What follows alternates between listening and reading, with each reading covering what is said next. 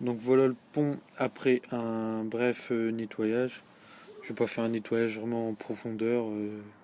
Reste encore quelques petites traces, mais les organes mécaniques sont bons. Donc là, vous avez toutes les pièces qui composent donc votre pont. C'est un pont full plastique. Il n'y a pas de locker en plastique, ni de corps de pont, de locker en alu en sortie de pont. Là, comme c'est un pont arrière, ni de coque de pont en alu. Donc, de toute façon, comme je roule beaucoup dans la boue. Je vois pas trop l'utilité de mettre de l'alu personnellement. Après, si vous avez envie, c'est beau, c'est clair que c'est joli. Enfin, là n'est pas le sujet de la vidéo, donc on va commencer par donc remettre le pignon d'attaque. euh, donc ici d'abord, on va mettre le roulement ici en sortie pont. Donc un peu d'huile, c'est de l'huile 3 en 1. De l'huile quoi. Enfin, moi je préfère mettre de l'huile que du WD-40 personnellement. Donc des deux côtés, ça fait pas de mal, ça coûte pas très cher, on s'en fout. Voilà. Donc de l'huile. On en remet ici si on veut. Donc ici on prend le pignon d'attaque. Pareil de l'huile. N'a jamais de trop. On va le rentrer en lieu et place dans son logement. Bien évidemment, ça fait sortir le deuxième que je vais récupérer. Comme ça. Hop. Excusez-moi.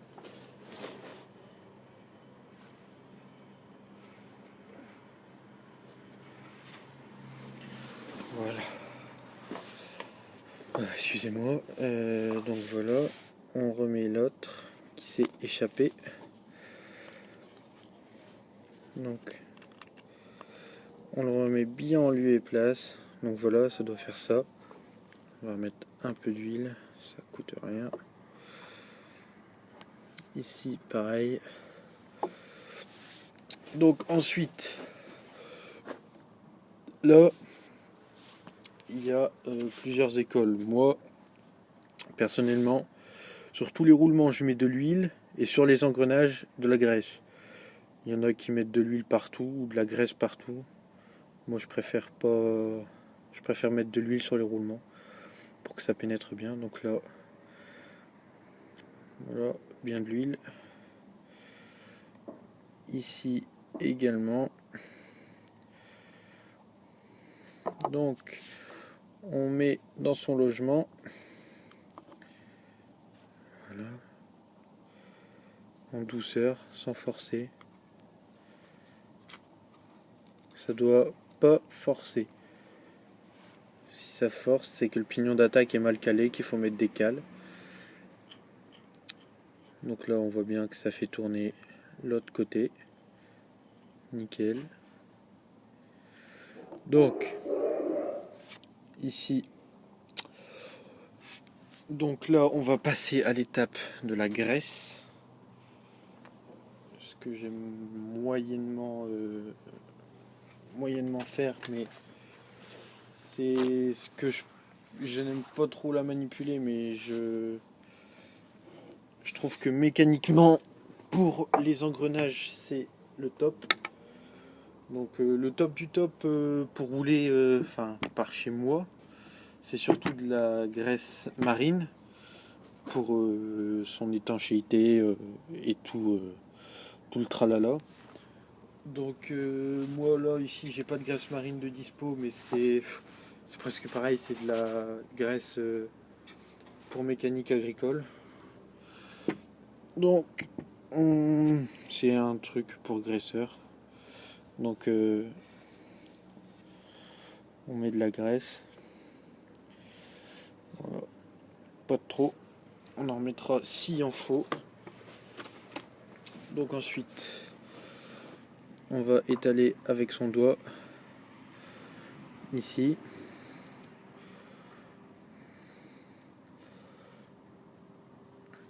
Et on va faire tourner pour que ça se mette vraiment bien partout grâce au pignon d'attaque. Donc voilà, bien graissé. C'est pas très joli à voir, mais mécaniquement c'est top. Donc on a fait notre pignon. Donc ce qu'on va faire maintenant, on va donc refermer la demi-coque. Moi je mets de la graisse aussi à ce niveau-là. Donc je le fais pour surtout éviter la condensation qu'on a vue tout à l'heure. Ça c'est un pont que j'ai pas depuis tellement longtemps. J'avais jamais encore fait l'entretien dessus. Donc là on va mettre de la graisse à l'intérieur. Voilà. Donc voilà ici. La même chose de l'autre côté.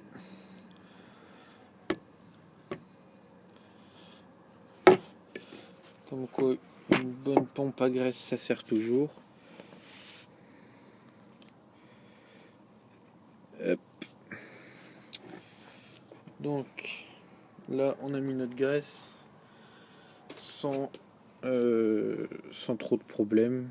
On l'étale légèrement avec le doigt. De toute façon on est sale, donc voilà. Donc on a bien de la graisse. Ça c'est pour éviter, en fait je vous explique, ici il y a des trous pour le support de 4 liens que moi j'utilise pas étant 3 liens, mais donc il n'y a pas de vis dedans. Ce que je vous engage à faire, c'est de, si vous utilisez comme moi un 3 liens qui vient se mettre là, donc vous n'utilisez pas la fixation de 4e lien, c'est de prendre une petite vis comme celle-ci en clé Allen ou BTR, comme vous le souhaitez, c'est pareil. Donc c'est du 3 mm toujours.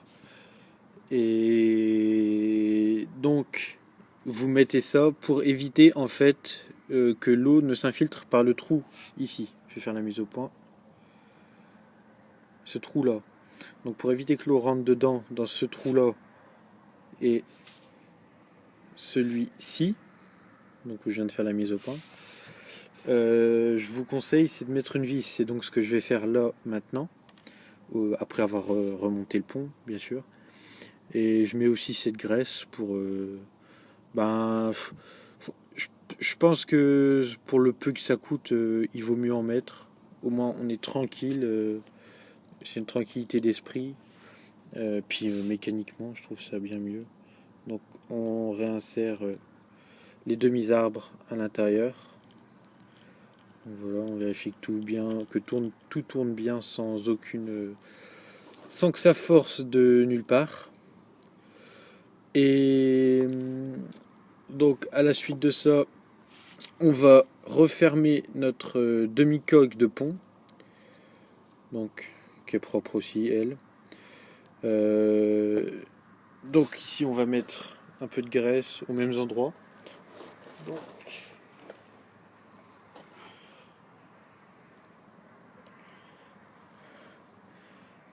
voilà. On repompe un coup. Voilà. Donc je mets ceinture et bretelles comme on dit ici. Donc je mets de la graisse plus une vis que je mettrai tout à l'heure. Donc on referme la coque, enfin la demi-coque pardon. Voilà. Ensuite on va venir bon, je pense on va pouvoir la refixer totalement. Donc il n'y a il n'y a pas de problème pour l'instant, donc on va faire ça. On met celle-ci. Je fais tomber une vis. Donc on met le support 3 liens. On prend notre tournevis ou clé BTR Allen, comme vous l'appelez. Donc on visse. J'ai pas de support 4 liens pour vous montrer comment le revisser, mais pour revisser ici, ici, ici et ici. Donc là, et vous devriez remettre aussi donc ces vis là avec un contre-écrou juste derrière.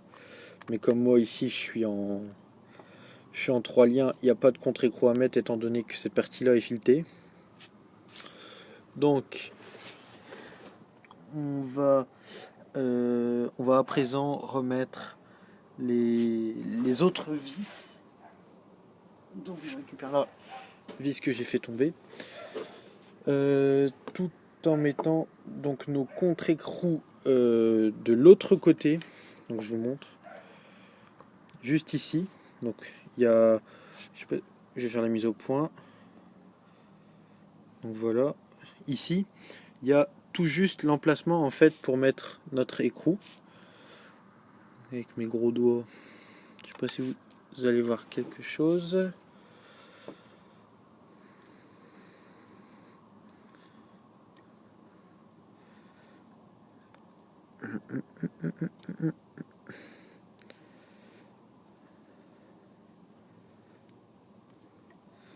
Donc ce que je vais faire, je vais mettre la vis et puis elle prendra dans l'écrou.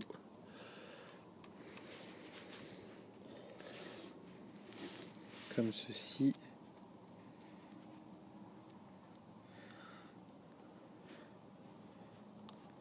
Donc l'écrou il se rapproche. On le rentre dans son logement. Et on visse jusqu'à temps qu'on soit contre. Ça sert à rien de serrer comme une mule. C'est des écrous nil stop, ça va pas se desserrer tout seul. Donc autant éviter de froisser ou de casser un bout de plastique qui, c'est pas pour le prix que ça coûte, mais c'est embêtant de ne pas pouvoir rouler à cause d'un serrage fait un serrage un peu trop excessif, pardon. Donc ici on a nos étant donné que je travaille sur un pont arrière, il n'y a pas de biellette de direction, enfin il n'y a pas de fusée de direction, il n'y a rien du tout. Donc mise au point, c'est des pièces pour bloquer l'axe de sortie. Donc on va remettre le roulement à l'intérieur. Donc voilà, impeccable. Toujours quelques gouttes d'huile sur le roulement, ça fait plaisir. On éponge un petit peu. Donc voilà, on rentre. Impeccable. Vérifie toujours que ça tourne bien. Enfin, c'est ce que je fais moi. Que il n'y ait pas de point dur nulle part au remontage. Ça nous permet de voir ce qui ne va pas en fait dans le montage. À chaque pièce montée, serrée ou autre, on fait tourner. Comme ça, on sait quelle pièce, on sait que c'est la dernière pièce qu'on a montée qui fait que l'ensemble ne tourne pas librement. Donc ici, toujours on refait tourner. Ça tourne librement, impeccable. Donc on va revisser donc nos lockers, comme je les appelle. Je sais pas si ça s'appelle comme ça, mais moi je les appelle comme ça. C'est les pièces qui permettent de bloquer donc le pont. Donc ici on remet la vis courte. Donc on visse tout pareil, c'est contre. Ça prend dans le plastique, ça va pas se desserrer. On roule pas à des vitesses de dingue avec des ponts de SCX, avec des ponts en général souvent, à quelques exceptions près. Donc là, on évite de faire tomber les vis, comme je le fais. Voilà. Donc on visse comme l'autre côté, juste contre. Et ici à l'arrière, vous n'aurez pas les mêmes vis que moi, la même longueur. C'est à cause de mon système d'amortisseur arrière. Donc normalement vous n'avez pas cette petite pièce métallique là, cette chape. Vous avez juste une vis de la même longueur des quatre. Donc moi c'est juste un peu plus long parce que mes chapes d'amortisseur sont sur le pont et non pas ici à côté du lien, pour des raisons de carrosserie, parce que sinon en fait ma carrosserie ne passe pas avec les amortisseurs d'origine. Mais voilà, c'est pour abaisser en fait les amortisseurs, pour éviter plus, en fait comme ils sont plus loin, ils sont plus bas, donc ma carrosserie passe. Donc là on revisse, voilà, donc tout est bien libre, le pont tourne bien librement, nickel. Et c'est un pont qui est prêt à repartir, donc pour de nouvelles aventures, de nouvelles randos. Et comme je dis toujours, du matos bien entretenu, il tiendra bien plus longtemps que du matos qui n'est jamais entretenu, qui est entreposé comme ça après la rando. Ça coûte beaucoup plus de temps que d'argent. Et encore, vous voyez que ça ne m'a pas pris une vitam aeternam à faire cet entretien de pont. Je vous conseille vivement de le faire. Et donc, de toute façon, regardez, un bidon comme ça fait 150 millilitres. Ça dure assez longtemps. Je l'avais acheté il y a plusieurs années déjà. Là, je suis tout juste à la fin. Puis pareil, une cartouche de graisse. Si on utilise juste pour du modélisme, c'est des cartouches qui peuvent durer une année ou deux. Donc voilà, ça coûte rien du tout, et c'est pour la tranquillité d'esprit. La tranquillité d'esprit qu'on a, et puis surtout mécaniquement parlant, c'est bien mieux de faire l'entretien périodique quand il faut. C'est comme une voiture à l'échelle 1 de toute façon. Au mieux c'est entretenu, au plus ça durera longtemps, et un pont qui est bien entretenu, vu les motorisations qu'on utilise en scale ou en crawler, la seule pièce qui s'usera, c'est à la limite les roulements qui peuvent se gripper au final, au bout d'un certain moment, ou à la limite les pignons intérieurs, et là, faut vraiment y aller. Donc j'espère que cette vidéo vous a plu. Donnez votre avis dans les commentaires, ce que vous avez envie de voir comme autre vidéo, et pensez à passer sur le site de mon pote rctuto.fr, et sur le forum Scalaire Sécar, donc SRCC, le forum français de l'Hexagone. Allez, salut, à plus.